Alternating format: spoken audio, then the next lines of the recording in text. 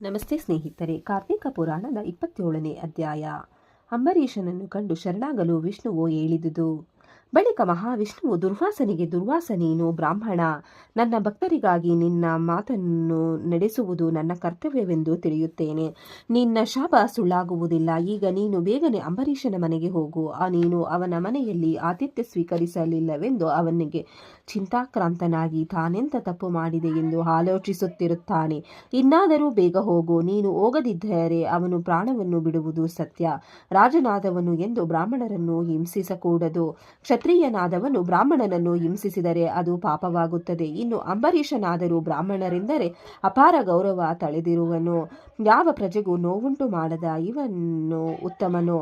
ತಾನು ಬ್ರಾಹ್ಮಣನಿಗೆ ನೋವು ಉಂಟು ಮಾಡಿದ್ದೇನೆಂದು ಅಂಬರೀಷನು ಚಿಂತಾಕ್ರಾಂತನಾಗಿದ್ದಾನೆ. ತನ್ನನ್ನೇ ತಾನು ನಿಂದಿಸಿಕೊಂಡು ಕೊರಗುತ್ತಿರುವನು. ಅವನು ಇನ್ನೂ ಭುಂಜಿಸಿರುವುದಿಲ್ಲ, ಹಸಿದಿರುವನು. ನೀನು ತಡ ಮಾಡದೆ ಅಂಬರೀಷ ನರೇಂದ್ರನಲ್ಲಿಗೆ ಹೋಗಿ ಅವನಿಗೆ ಶರಣಾಗು. ಆಗಲೇ ನಿನ್ನನ್ನು ಹಿಂಬಾಲಿಸುತ್ತಿರುವ ಚಕ್ರವು ನಿನ್ನನ್ನು ಬಿಟ್ಟು ಹೋಗುವುದು. ಯಾರಿಂದ ಚಕ್ರಬಾಧೆ ನಿನಗೊದಗಿತೋ ಅವನಿಂದಲೇ ಅದು ನಿವೃತ್ತಿಯಾಗಬೇಕು. ನೀನು ಅಂಬರೀಷನಲ್ಲಿಗೆ ಹೋಗು, ನಿನಗೆ ಒಳ್ಳೆಯದಾಗುತ್ತದೆ ಎಂದು ಹೇಳಿದನು. ಆಗ ದುರ್ವಾಸನು, ಪರಮಾತ್ಮ, ನಿನ್ನ ಮಾತಿನಂತೆ ನಡೆದುಕೊಳ್ಳುತ್ತೇನೆ. ಈಗಲೇ ಆ ಮಹಾತ್ಮನಲ್ಲಿಗೆ ಹೋಗುತ್ತೇನೆ ಎಂದು ವಿಷ್ಣುವಿಗೆ ಸಾಷ್ಟಾಂಗ ನಮಸ್ಕಾರ ಮಾಡಿ ಅಂಬರೀಷನಿದ್ದಲ್ಲಿಗೆ ಬಂದನು. ಇಲ್ಲಿಗೆ 27ನೇ ಅಧ್ಯಾಯವು ಮುಕ್ತಾಯಗೊಂಡಿತು. ಈ ಅಧ್ಯಾಯವನ್ನು ಕೇಳಿದವರಿಗೂ, ಓದಿದವರಿಗೂ, ಶ್ರವಣ ಮಾಡಿದವರಿಗೂ ಆ ಭಗವಂತನು ಒಳ್ಳೆಯದನ್ನು ಮಾಡುತ್ತಾನೆ. ಓಂ ನಮಃ ಶಿವಾಯ.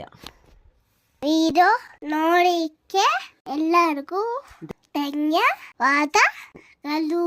ನಿಮಗೆ ಈ ವಿಡಿಯೋ ಇಷ್ಟ ಆಗಿದ್ರೆ ಪ್ಲೀಸ್ ಒಂದು ಲೈಕ್ ಮಾಡಿ.